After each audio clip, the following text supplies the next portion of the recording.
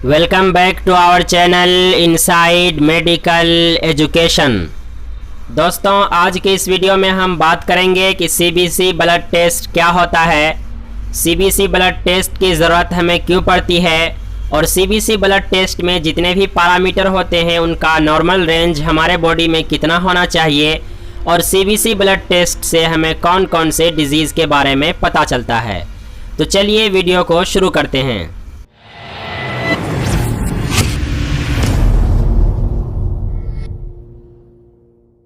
सबसे पहले बात कर लेते हैं कि सीबीसी ब्लड टेस्ट क्या होता है।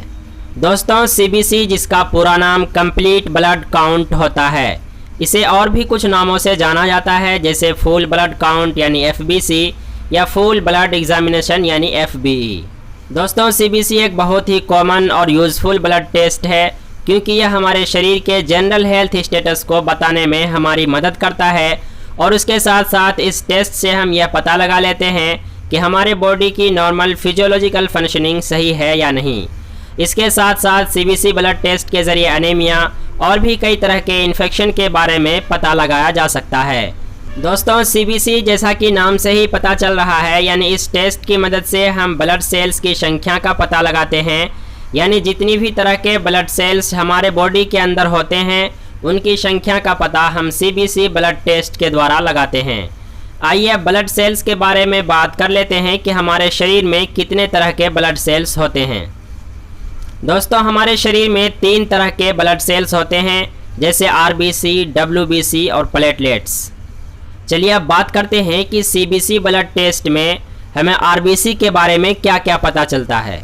दोस्तों, सीबीसी ब्लड टेस्ट में हमें आरबीसी की संख्या तथा आरबीसी की सरफेस पर पाए जाने वाले हीमोग्लोबिन के अमाउंट के बारे में पता चलता है और इसके साथ साथ ब्लड इंडिसेस जैसे पीसीवी, एमसीवी, एमसीएच, एमसीएचसी और आरडीडब्ल्यू के बारे में पता चलता है, जिसके बारे में अभी हम डिटेल से डिस्कस करेंगे। चलिए अब बात कर लेते हैं कि सीबीसी ब्लड टेस्ट में हमें डब्ल्यूबीसी यानी वाइट ब्लड सेल्स जो श्वेत रक्त कोशिका है उसके बारे में क्या पता चलता है। दोस्तों, डब्ल्यूबीसी के बारे में हमें यह पता चलता है कि हमारे ब्लड में टोटल ल्यूकोसाइट्स की संख्या कितनी है, यानी श्वेत रक्त कोशिका की संख्या कितनी है, और इसके साथ साथ जो डिफरेंट टाइप्स के ल्यूकोसाइट्स होते हैं जैसे ईओसिनोफिल, बेसोफिल, न्यूट्रोफिल, मोनोसाइट और लिम्फोसाइट, इनके संख्या के बारे में भी हमें सीबीसी ब्लड टेस्ट के डीएलसी में पता चलता है। जितने भी पैरामीटर्स की बात की गई, तो चलिए अब वन बाय वन बात करते हैं कि इनकी नॉर्मल रेंज हमारे बॉडी में कितनी होनी चाहिए और इसके बढ़ने घटने का फिजियोलॉजिकल और पैथोलॉजिकल क्या रिलेशन होता है। तो चलिए सबसे पहले आरबीसी के बारे में बात कर लेते हैं। दोस्तों, आरबीसी यानी रेड ब्लड सेल्स हमारे बॉडी में ऑक्सीजन को ढोने का काम करते हैं, इसीलिए यह हमारे शरीर के लिए बहुत ही इम्पोर्टेंट ब्लड सेल्स है। तो चलिए अब बात कर लेते हैं कि आरबीसी का नॉर्मल रेंज हमारे बॉडी में कितना होना चाहिए। पर क्यूबिक मिलीमीटर ब्लड में आरबीसी का नॉर्मल रेंज तकरीबन 4 से 5.5 मिलियन होना चाहिए, जबकि एडल्ट मेल में पर क्यूबिक मिलीमीटर ब्लड में आरबीसी की संख्या 5 मिलियन होती है। वहीं एडल्ट फीमेल में पर क्यूबिक मिलीमीटर ब्लड में आरबीसी की संख्या 4.5 मिलियन होती है। अब आरबीसी के फिजियोलॉजिकल वेरिएशन की बात कर लेते हैं, यानी ऐसी कंडीशन जिसमें आरबीसी की संख्या कम या ज़्यादा तो होती है लेकिन वह कोई बीमारी की अवस्था नहीं होती है, जैसे एज। दोस्तों, बेबी के पैदा होने से लेकर 10वें दिन तक उनमें आरबीसी की संख्या लगभग पर क्यूबिक मिलीमीटर ब्लड में 10 मिलियन होती है, जो कि उनके लिए नॉर्मल मानी जाती है। उसी तरह से फीमेल में प्यूबर्टी से पहले और मेनोपॉज के बाद आरबीसी की संख्या लगभग मेल के आरबीसी की संख्या के समान होती है, लेकिन रिप्रोडक्टिव पीरियड में उसमें आरबीसी की संख्या पर क्यूबिक मिलीमीटर ब्लड में 4.5 मिलियन हो जाती है, जो कि उसके लिए नॉर्मल है। दोस्तों, पर क्यूबिक मिलीमीटर में आरबीसी की संख्या 7 मिलियन से भी ज़्यादा उस कंडीशन में हो जाती है जब कोई व्यक्ति पृथ्वी से बहुत ज़्यादा ऊंचाई पर चले जाए, यानी कि 10,000 फीट से भी ज़्यादा ऊंचाई पर जाने पर क्या होता है कि हमारे बॉडी में हाइपोक्सिया की कंडीशन पैदा होने लगता है, यानी हमारे टिश्यू को ऑक्सीजन की कमी होने लगती है, जिसकी वजह से किडनी से इरिथ्रोपोइटिन हार्मोन निकलता है, जो कि बोन मैरो को ज़्यादा से ज़्यादा आरबीसी के प्रोडक्शन के लिए स्टिमुलेट करता है, जिसकी वजह से आरबीसी की संख्या 7 मिलियन पर क्यूबिक मिलीमीटर हो जाती है। इसीलिए इस कंडीशन को भी नॉर्मल माना गया है, यानी कि अधिक ऊंचाई पर जाने से ऐसा होता है। इसके अलावा मस्कुलर एक्सरसाइज की वजह से और इमोशनल कंडीशन तथा खाने के बाद आरबीसी की संख्या नॉर्मल से थोड़ा बहुत ज़्यादा हो सकता है, जो कि नॉर्मल कंडीशन मानी जाती है। प्रेगनेंसी तथा नींद की स्थिति में भी आरबीसी की संख्या नॉर्मल से कम हो सकता है।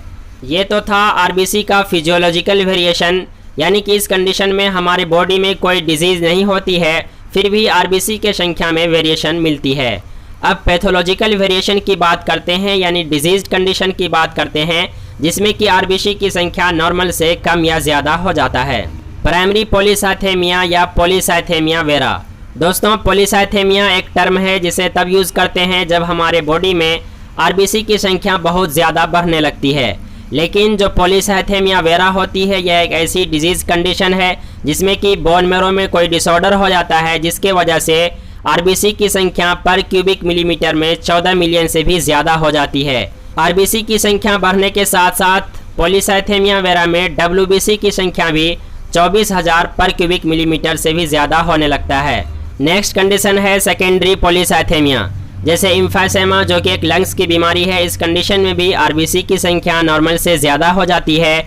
और उसके साथ साथ कंजेनाइटल हार्ट डिजीज़, यानी अगर कोई बच्चा कंजेनाइटली हार्ट डिजीज़ से पैदा हुआ है तो उस कंडीशन में भी आरबीसी की संख्या नॉर्मल से ज़्यादा हो सकती है। लंबे समय तक कार्बन मोनोऑक्साइड के पॉइजनिंग की वजह से भी आरबीसी की संख्या नॉर्मल से ज़्यादा हो सकती है। बार बार माइल्ड हेमरेज होने की वजह से भी आरबीसी की संख्या नॉर्मल से ज़्यादा हो सकती है, क्योंकि इस कंडीशन में ये होता है कि बार बार हेमरेज होने की वजह से हमारे सेल्स में हाइपोक्सिया की कंडीशन होती है। हाइपोक्सिया की कंडीशन में इरिथ्रोपोइटिन हार्मोन निकलता है, जो कि बोन मैरो को स्टिमुलेट करता है आरबीसी को बनाने के लिए। तो इस कंडीशन में भी आरबीसी की संख्या नॉर्मल से ज़्यादा हो सकती है। तो चलिए अब उन क्लिनिकल कंडीशन की बात कर लेते हैं जिसमें आरबीसी की संख्या नॉर्मल रेंज से कम हो जाती है।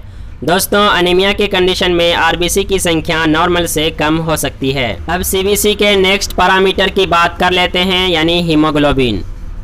दोस्तों, हीमोग्लोबिन ऑक्सीजन और कार्बन डाइऑक्साइड के ट्रांसपोर्ट के लिए रिस्पॉन्सिबल होता है, इसलिए इसका नॉर्मल रेंज में होना हमारे बॉडी के लिए बहुत ही ज़रूरी है, ताकि हमारे बॉडी के प्रत्येक टिश्यू और सेल्स को फ्रेश ऑक्सीजन मिलता रहे और कार्बन डाइऑक्साइड लगातार हमारे बॉडी से बाहर निकलता रहे। अब हीमोग्लोबिन के नॉर्मल रेंज की बात कर लेते हैं। दोस्तों, हीमोग्लोबिन का नॉर्मल रेंज तकरीबन 13 से 17 ग्राम पर डेसीलीटर होना चाहिए।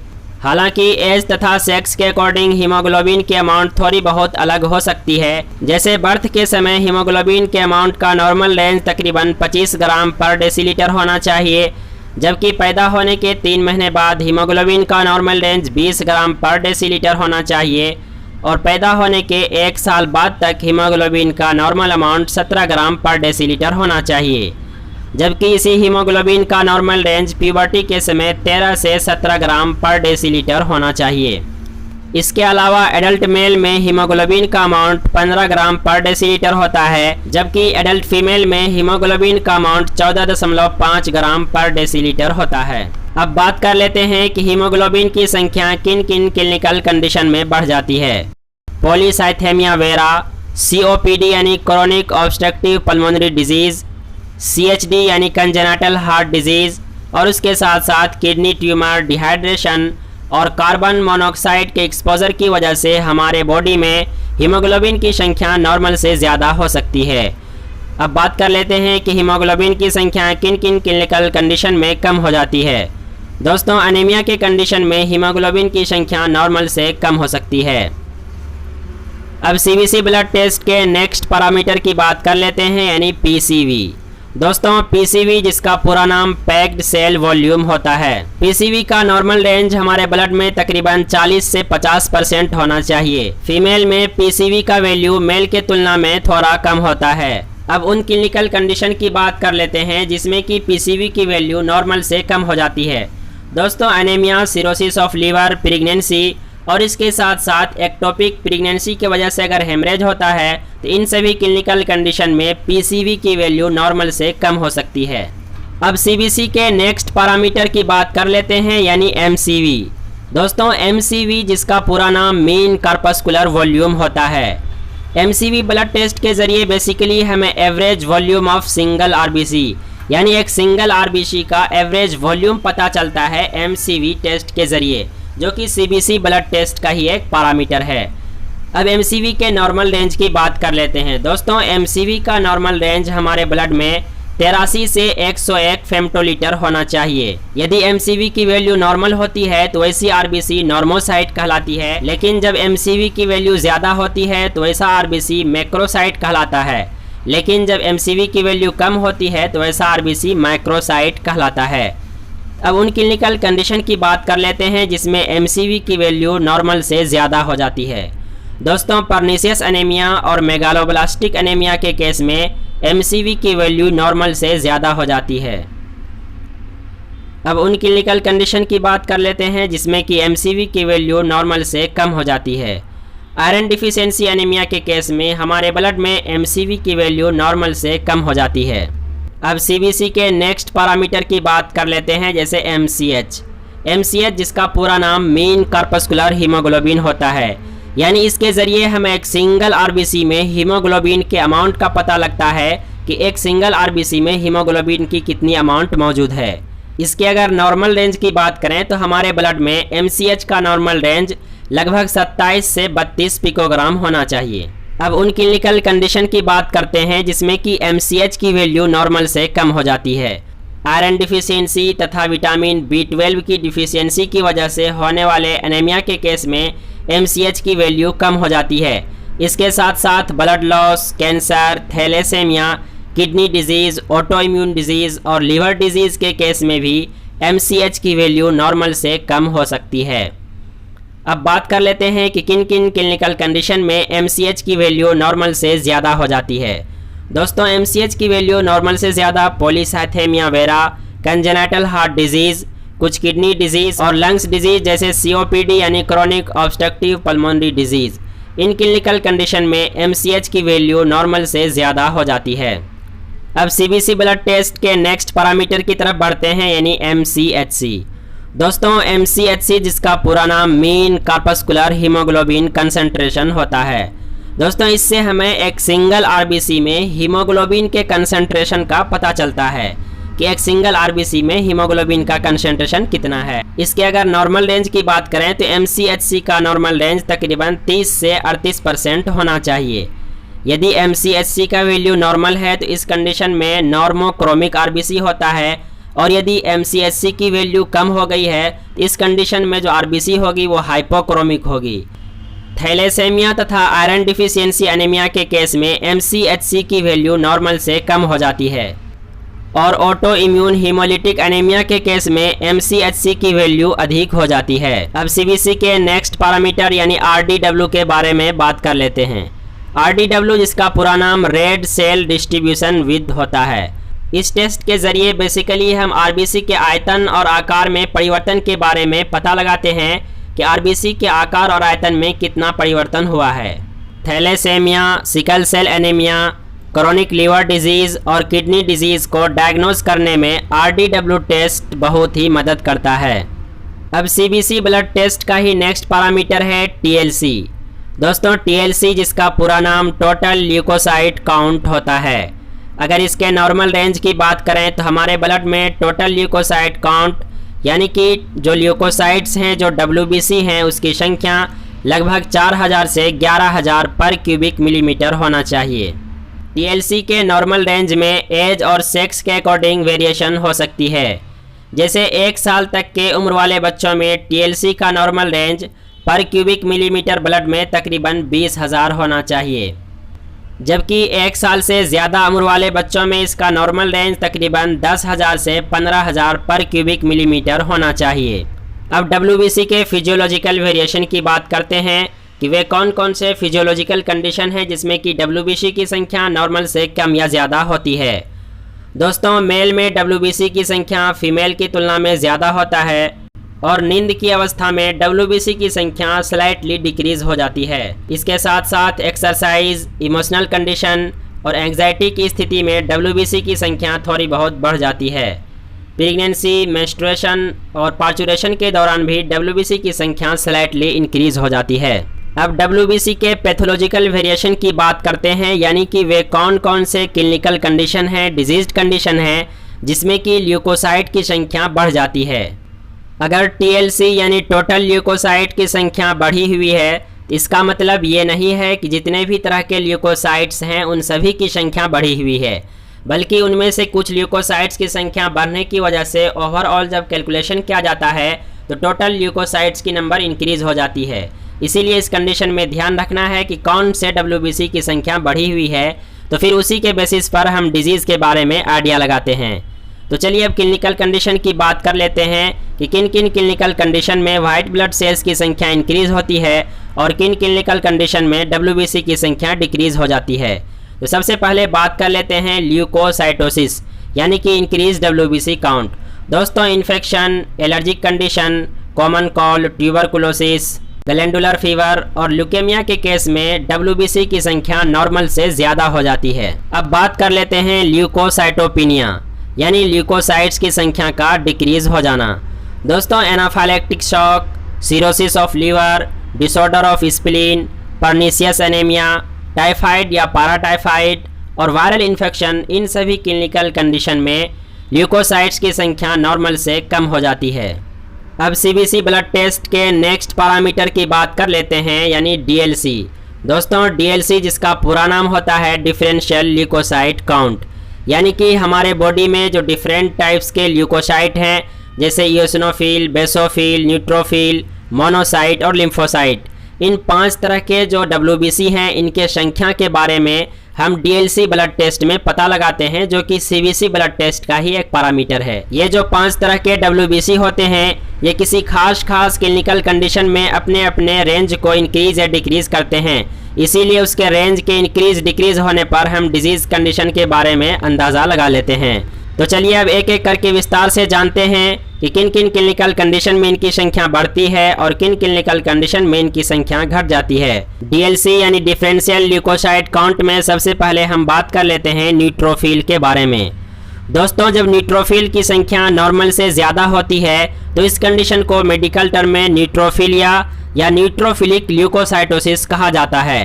अब क्लिनिकल कंडीशन की बात कर लेते हैं कि किन किन क्लिनिकल कंडीशन में न्यूट्रोफिल की संख्या नॉर्मल से ज़्यादा हो जाती है। एक्यूट इन्फेक्शन जैसे स्ट्रेप्टोकोकस, स्टेफाइलोकोकस बैक्टीरिया से कोई इन्फेक्शन हो जाए, या फंगी, पैरासाइट या कुछ वायरस से इन्फेक्शन हो जाए, या कोई इन्फ्लामेटरी कंडीशन हो जैसे बर्न हो, गाउट हो या कोई हाइपर सेंसिटिविटी रिएक्शन हो, और इसके साथ साथ salpingitis, meningitis, diphtheria, poliomyelitis, carbuncle, furuncle या otitis media, metabolic disorder, injection of foreign protein, injection of vaccine, lead poisoning, mercury poisoning या कैम्फर पॉइजनिंग की वजह से भी इसकी संख्या बढ़ सकती है। इसके साथ साथ अगर एक्यूट हेमरेज है तो उस कंडीशन में भी न्यूट्रोफिल की संख्या बढ़ सकती है। अब बात कर लेते हैं कि न्यूट्रोफिल की संख्या किन किन क्लिनिकल कंडीशन में कम हो जाती है। दोस्तों, जब न्यूट्रोफिल की संख्या नॉर्मल से कम होती है तो उसे मेडिकल टर्म में न्यूट्रोपिनिया बोलते हैं। न्यूट्रोपिनिया के लिए जो क्लिनिकल कंडीशन है वो है aplastic anaemia, cirrhosis of liver, bone marrow disease, tuberculosis, typhoid, paratyphoid, brucellosis, influenza, measles, viral hepatitis, malaria, kala azar या ऑटो इम्यून डिजीज़। ये सभी क्लिनिकल कंडीशन है जिसमें न्यूट्रोफिल की संख्या नॉर्मल से कम हो जाती है। अब DLC के नेक्स्ट पैरामीटर की बात करते हैं यानी ईसनोफिल। दोस्तों, जब ईसनोफिल की संख्या नॉर्मल से ज़्यादा होती है तो उसे ईसनोफिलिया बोलते हैं।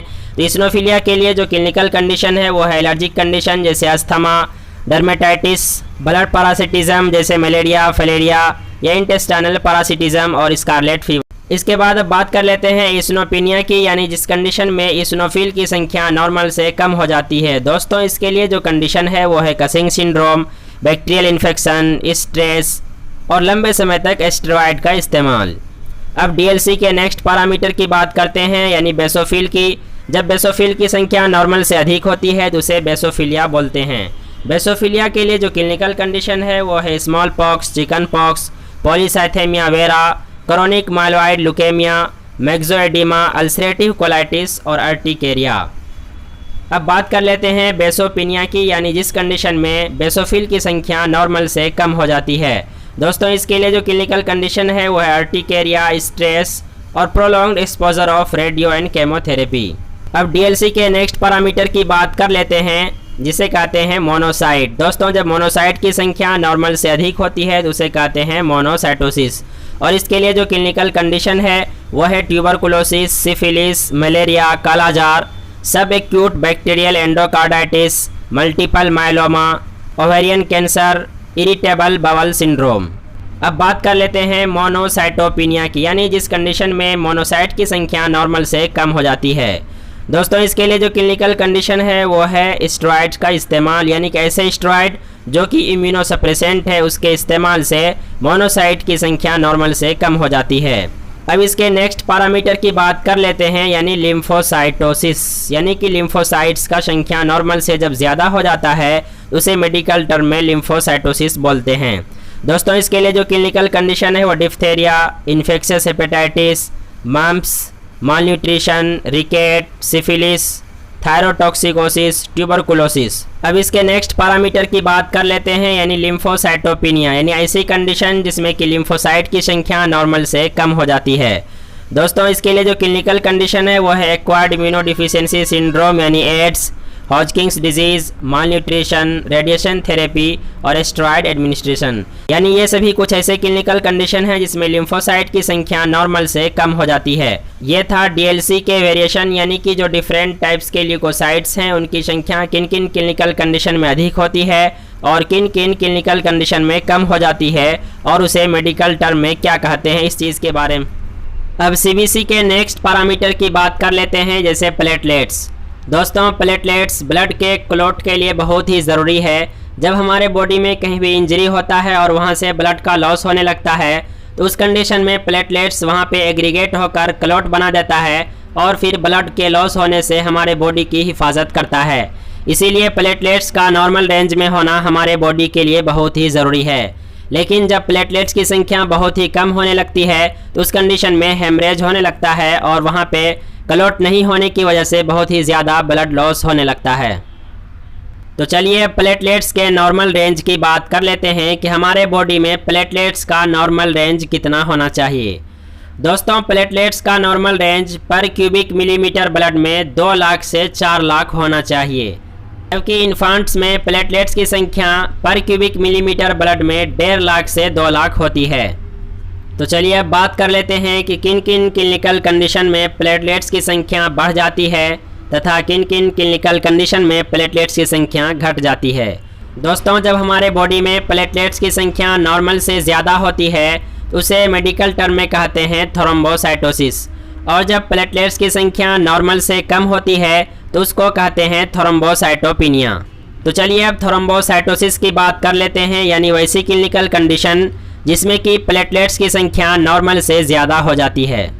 दोस्तों allergic condition, asphyxia, haemorrhage, bone fracture, surgical operation, splenectomy, rheumatic fever या किसी एक्सटर्नल फोर्स की वजह से इंजरी या डैमेज हो जाए, तो ये सभी ऐसे क्लिनिकल कंडीशन हैं जिसमें कि प्लेटलेट्स की संख्या नॉर्मल से ज़्यादा हो जाती है, जिसे कहते हैं थ्रोम्बोसाइटोसिस। तो चलिए अब थ्रोम्बोसाइटोपिनिया की बात कर लेते हैं, यानी कि जिसमें प्लेटलेट्स की संख्या नॉर्मल से कम हो जाती है। Acute infection, acute leukaemia, aplastic and pernicious anaemia, chickenpox, smallpox, splenomegaly, scarlet fever, typhoid, tuberculosis, इन सभी क्लिनिकल कंडीशन में प्लेटलेट्स की संख्या नॉर्मल से कम हो जाती है। दोस्तों ये था सीबीसी ब्लड टेस्ट के बारे में एक कंप्लीट जानकारी।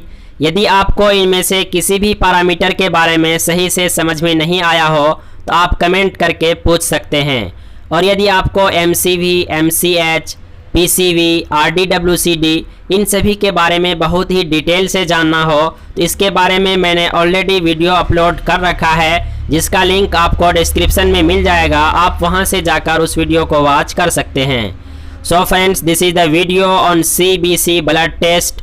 Hopefully this video will be helpful for you. Thank you for watching.